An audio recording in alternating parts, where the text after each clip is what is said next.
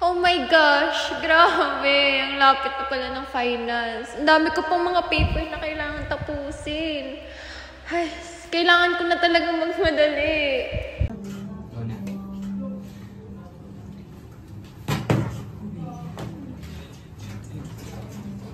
Uy, te. Nagawa mo na yung part mo? May file dun sa GC natin. Isasend mo na lang dun kapag tapos ka na. Also, yung PPT, pagkatapos mo gawin yan, palagay na din dun sa file. Pwede samahan mo din ng konting bilis, no? Medyo patapos na kasi ako sa part ko mga last week pa.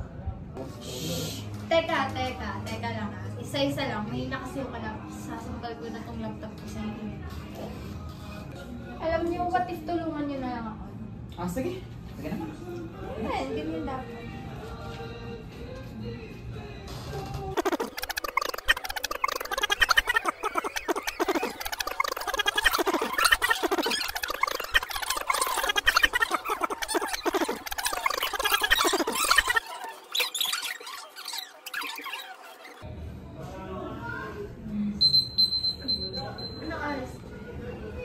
Hey, 11 PM na.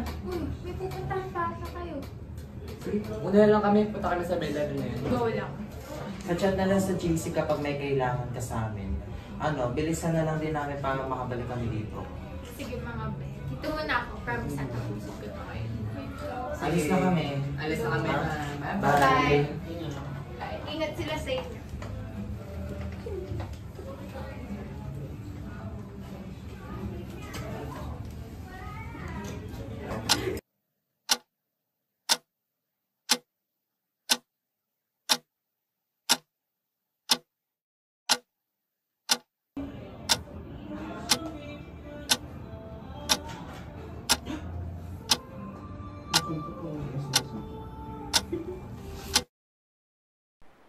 Huh? Nasaan ako? Tsaka, nasaan yung laptop at mga ginagawa ko? What? Paano ako napunta dito? Sorry po kuya. Tatanong ko lang po. Saan po kaya tong lugar na to? Ipagpaumainin mo binibini. Ngunit hindi ko rin mawari kung saan lupalop ng mundo ang lugar na ito. Wait, si Miguel Malvar, diba? Paano ka napunta dito? Wait, nanaginip ba ako? At ako'y iyong kinurot gayong wala pa tayong pagkakakilanlan. Oo, ako nga si General Miguel Malvar. Anong iyong ngalan, binibini? Ang pangalan ko po ay Precious at isa lamang po akong estudyante. Pero, since panaginip naman po ito, pwede po bang mag-modern Tagalog tayo? Panaginip, ha? Pero bakit parang totoo naman ang lahat? Hindi ko rin po alam eh. Pero, mas mahirap kasi paliwanag ka na lang sa loob. Tara na sa museum mo. Good morning po, General. Good morning, Binibini. Welcome sa ating museo. Ako po si Rana, magiging tour guide nyo dito sa museo ng Miguel Farm. Pasok po tayo. Sa panahong iyon, ang Batangas ay kilala bilang isang maunlad na lalawigan dahil sa pagsigla ng agrikultura. Ang mga Batanggenyo ay nagtatanim ng mga produktong pang-export tulad ng kape, tubo at bulak na siyang nagbibigay ng malaking ambag sa ekonomiya ng lalawigan.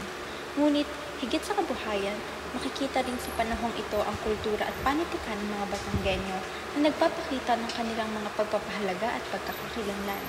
Sa kanilang mga awit, tula, pugtong at saliwikain, pinahayag nila ang mga katangian ng kasipagan, paggalang, relihiyosidad at pagmamahal sa pamilya. Sa panahong ito rin lumitaw ang mga dakilang Batanggenyo gaya ni General Miguel Malvar na patunay ng tapang at pagmamahal sa bayan na likas sa mga taga-Batangas. Sa kabuuan, ang ika-19 siglo ay panahon ng pag-unlad, pagkakakilanlan at kabayanihan para sa Batangas. Pinakita ng mga Batanggenyo na sa pamamagitan ng sipag, kultura at diwa ng pagmamahal sa bayan, kayang makamit ang tunay na pagbabago. What's up, cyclists? So ngayon nandito kami sa Museo ni Miguel Malvar. And kuya? Anong ginagawa nila? Nag-vlog lang yun. Parang video tayo.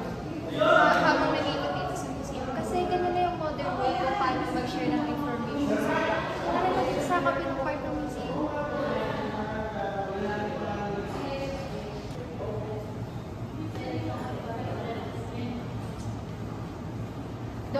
Doon mo makikita kung paano mo tinuturuan ang mga natitirang pwersa laban sa mga Amerikano. Ngayon naman po ay dadako tayo dito sa Batangas during the war against the United States. Ganito pala kami noon sa digmaan.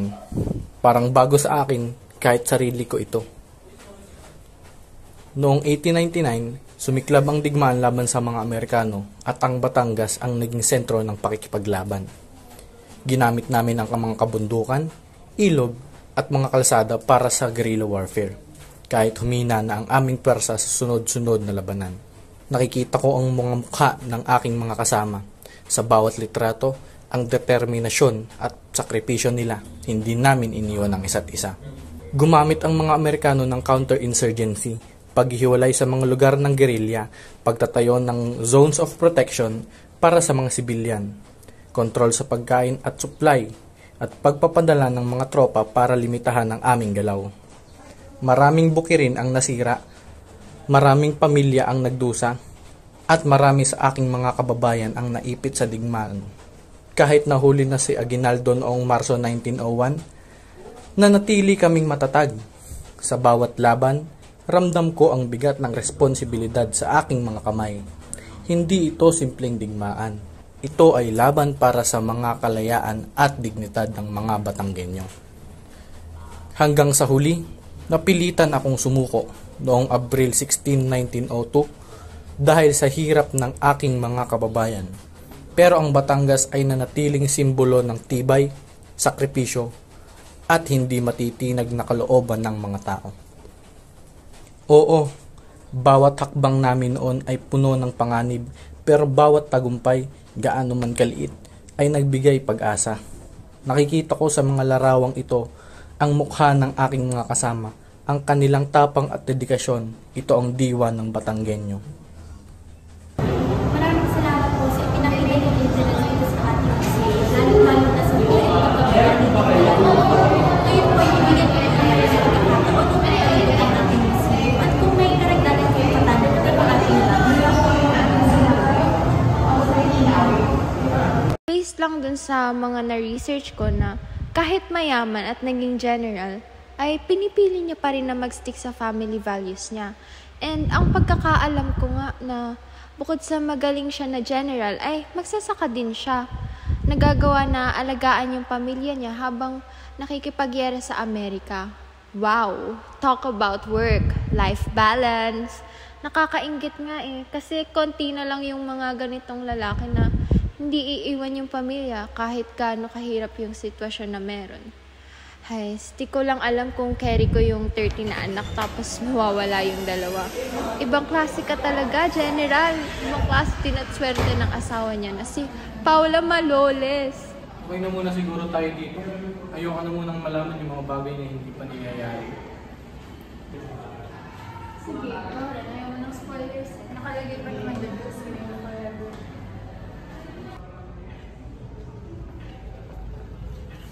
Ay, wait. Last na. May gusto ko pakita sa'yo.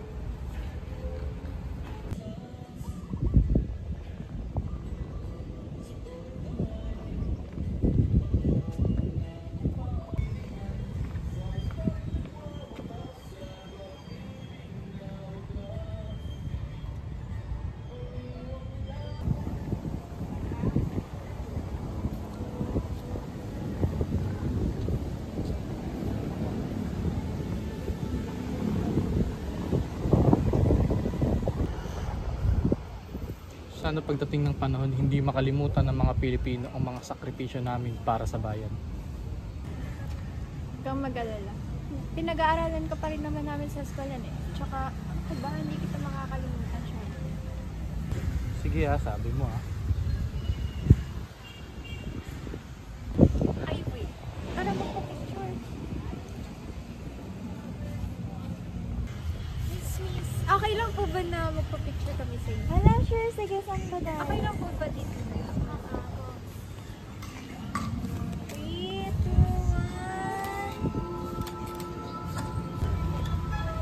1.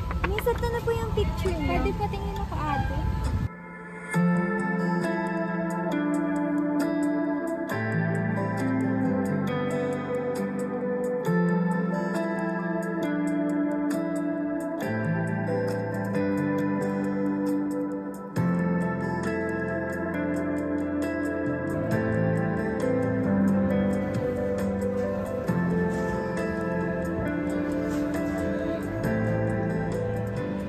Bakit ganun? Ang weird naman ng panaginip ko. Pero, bakit feeling ko parang tunay yung mga nangyari? Or, pagod ko lang siguro to? Ay, wait! Yung research nga pala namin. Huh? Tapos ka na pala, pati yung PPT?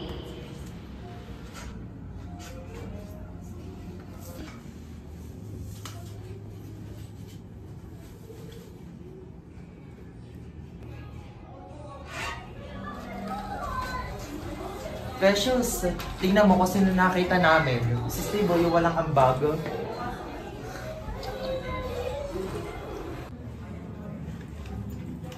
So ano na? Ano na ba nito? Nakita namin sa 7-Eleven, nakatambay. Parang hindi tambak ang gawain. Hindi, naghahanap lang ako ng inspirasyon na pwedeng mailagay sa ating research. Nakipon ka pa. Patira ng gising. Anyways, tingnan niyo, tapos ko na yung PPT natin, tsaka yung paper natin. Tsaka may kwento din pala ako sa inyo. Medyo weird yung panaginip ko kanina.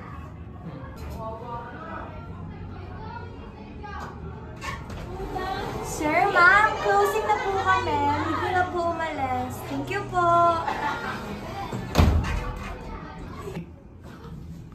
Oh my gosh, maging ano pala guys. Ano pa ka pa? Tayo magpakapa tayo. Kayo pa Kaya nga, tayo. kaya nga bumalik kami dito eh. Nakalimutan Tamo, ko pupunta na. ka lang dito tapos alis na kagad. Tana. Let's go guys. Tana guys. Let's go. Kumain na tayo. Tara, kain na. Tayo kumain. Wow! Wow! Okay lang yan. Okay lang yan.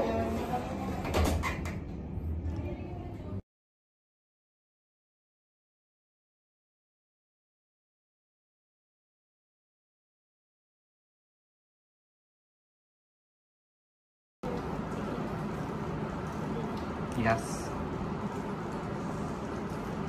Ayun, good afternoon po, ma'am. Thank you po sa pagtanggap sa aming multi panel para po sa aming project. So, first and foremost po, ma'am, can you introduce yourself po and what's your position po dito po sa Museo ng Miguel? Ako si Ayensia Apostol, officer in charge na Museo. Ayun po. So, may dalawa po kami katanungan para po sa project po natin. So, first question po. As one of the admins of Museo ni Miguel Malvar, how important do you think museums are in today's world? Very important siya kasi yung museum, siya yung nagsisave keep ng mga gamit from the past. At ngayon kasi, ang museum, hindi lang yun yung role niya. Very dynamic na yung role ng museum sa present time. Kasi aside from safekeeping, yung mga important artifacts, we also conduct mga tours. So yung museum, nagiging area din for dialogue, community engagement. Tapos we also conduct public programs, mga activities siya, na like for example, lectures, workshops, heritage appreciation activities, para mas ma-educate yung mga tao on history and culture, especially kasi sa Tomas, anything related to Miguel Malvar. So, yun nga, ako rin ang nabanggit ko, aside from pagsa-safe keep ng mga objects of the past, museum ngayon ay dynamic na yung role na may nai-involve yung community kung saan naman yung museum. Thank you po, ma'am. Next for our second question is, kung buhay po ngayon si Miguel Malvar, ano po kaya magiging reaction niya sa estado ng Batangas at ng Pilipinas, knowing na pinaglaban po niya, isa po siya sa naglaban ng kalayaan natin? Siguro una, matutuwa siya kasi up to now, free pa rin naman tayo. Siguro mas, mas comment siya in terms of agriculture kasi marami na sa areas ng Batangas, especially na sa Tomas. Dati kasi marami agriculture lang dito, pero yung karamihan ngayon ay na-convert na into like residential areas or mga commercial areas. Tapos, siguro sa kabataan, magiging proud siya kasi karamihan sa mga millennial, Gen Z, yan, very vocal sila at nakikialam sa mga issues na related sa politics, socio-economics, nakikialam yung mga Gen Z at bukas yung kanilang kamalayan in terms of important matters relevant to the country. Pero at the same time, disappointed siguro siya kasi ngayon ang daming issues regarding corruption na yung mga dapat hindi ginagawa ng mga leaders na meron tayo ngayon. At sa kanya na, in a way, gawin nila model yung mga bayani na nagbuhos ng buhay for all of us. Tingin na kung ako si Malvar at buhay siya